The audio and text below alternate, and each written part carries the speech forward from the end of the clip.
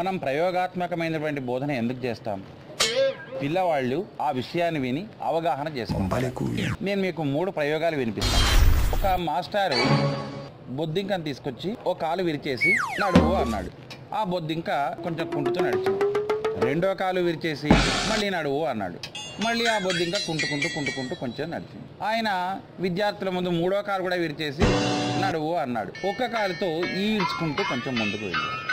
ఈసారి బొద్దింక 4వ కాలు కూడా విరిచేసి నడువు అన్నాడు. బొద్దింక పాపం కదలలేకపోయింది.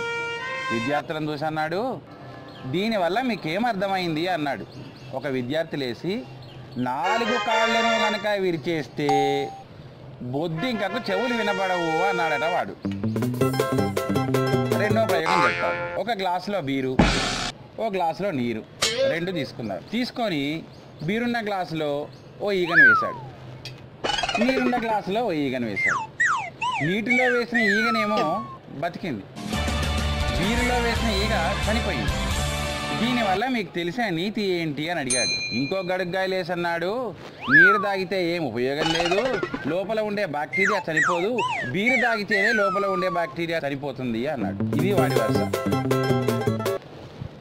ఒక చెడిపోయినటువంటి వాహనాన్ని తీసుకువెళ్ళడానికి ఒక మంచి ఉన్నటువంటి వాహనం ముందు పెడుతూ మధ్యలో ఓ గొలుసు కట్టుకొని తీసుకొని వెళ్తున్నారు.